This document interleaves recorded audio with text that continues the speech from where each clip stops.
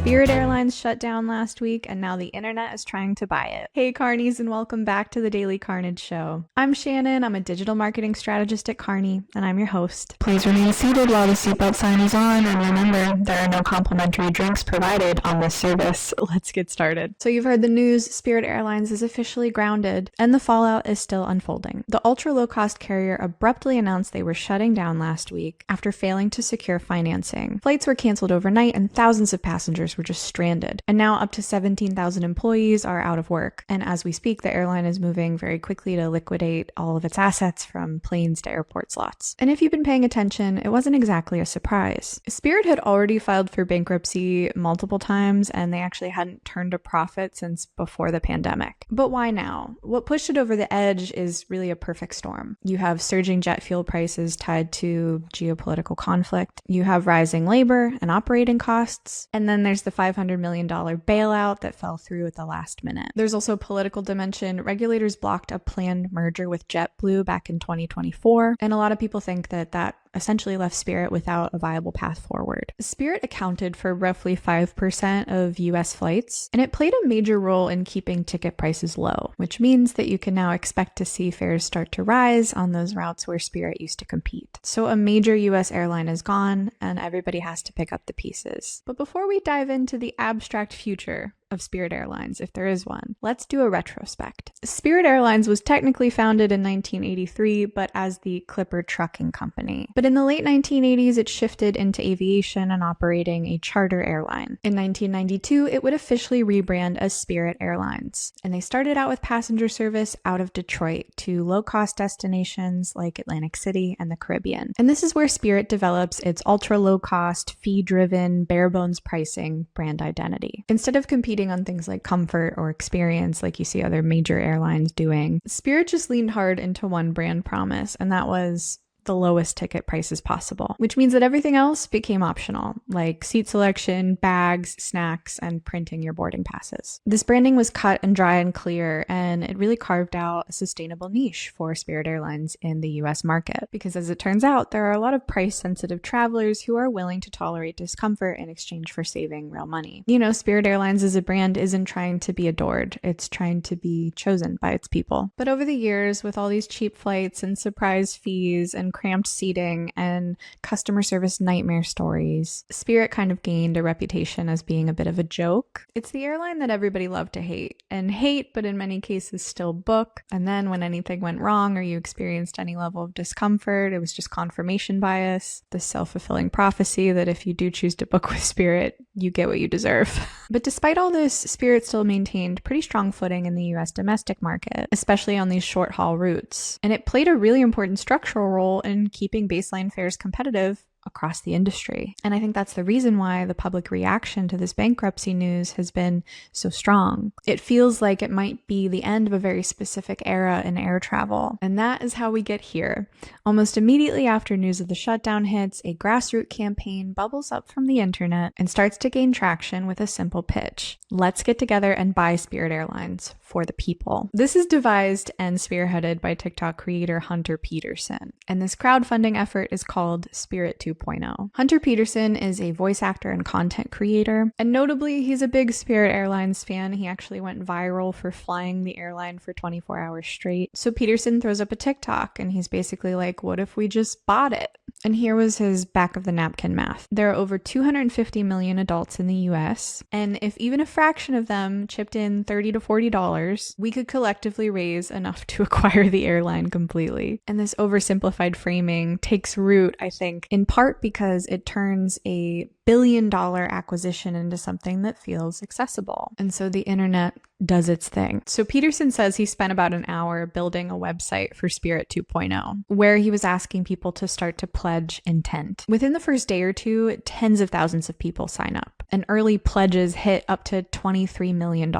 And this whole time, the site is repeatedly crashing from all of this traffic and media coverage. A couple more days go by, and that momentum scales even further. There are over 100,000 interested participants participants, and as much as $88 million in non-binding pledges. Meanwhile, there's a rapidly growing social following with a dedicated Instagram account that has 6-figure followers. But it's important to remember that at this point, no money has exchanged hands, just a lot of signals of intent. And to bolster his argument, Peterson invokes the Green Bay Packers model. If you're not familiar, the NFL team, the Green Bay Packers, were once privately owned, but by the early 1920s, the team ran into serious money problems. Operating costs were rising and attendance was poor, and they were going to go the way of many early football teams and just fold. But in 1923, a local businessman stepped in and suggested selling shares to the community. And subsequently, the Packers were formally incorporated as a non-profit-like organization. And stock was then sold to local residents. Roughly 1,000 shares were issued at $5 apiece. And this fundraising is what kept the team afloat. The Packers are the only NFL team that operates this way, with ownership spread across hundreds of thousands of shareholders. But notably, shares can't be traded freely, they don't pay dividends, and they don't increase in value. All of these shareholders can vote on certain board matters, but they don't really oversee day-to-day operations. And even though the NFL has since formally prevented this model from being replicated in the league, the Green Bay story and model represents a really refreshing alternative to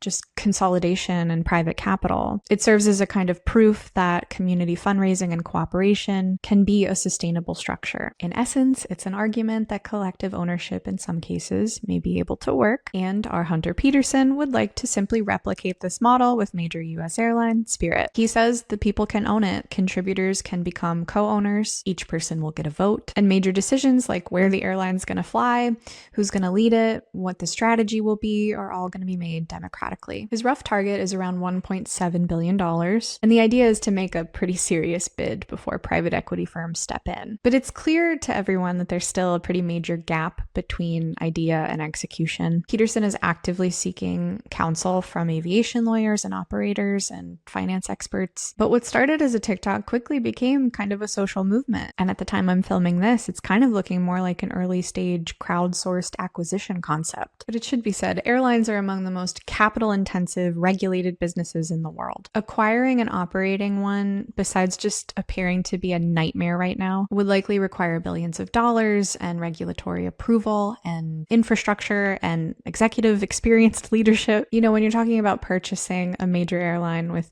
community pledges, that represents an asset base that includes aircraft leases and airport gate agreements, labor contracts, and debt restructuring. There's operational liabilities, and pledges aren't verified capital. Investors, creditors, and regulators don't treat that as real funding. And when a major airline collapses, its assets don't remain unclaimed for very long. Like I said, all these private equity firms and existing carriers and aviation holding companies start to move in, and that process is already likely well underway. The Spirit 2.0 campaign has demonstrated that crowds are very good at signaling demand and intent. But could this same public coordinate equity classes and voting rights and legal liability, let alone international aviation compliance, essentially executing a very large-scale industrial operation? We may never know, because at the core, Spirit 2.0 is a cultural moment, not necessarily a financial and operational acquisition model. But let's talk about this cultural moment. This whole news cycle has proven that contemporary audiences don't just react to business news and brands shuttering. They're engaging with it and remixing it, and sometimes they try to rewrite the outcome entirely. And there's also a little bit of nostalgia here at play. You don't know what you got till it's gone. Sure, Spirit had its fans, but I don't think any of us saw this level of enthusiasm coming. Nothing about the brand has changed in the last few weeks, but the context has. There's a renewed recognition for what Spirit contributed to the market, and consumers are grappling with the idea of it leaving a vacuum. And honestly, I think it's never been easier to identify with a brand like Spirit Airlines. It's like, yeah, we the people are also facing economic pressure and rising costs and competitive squeeze. And we don't like the idea of being discarded for it. A lot of us have experience with being the beneficiary of a GoFundMe campaign. So yeah, in a country that treats its brands legally like individuals, the public is liable to conceptualize those brands as individuals. You know, gas prices are high, we all know it, so we want to create a meal train for Spirit Airlines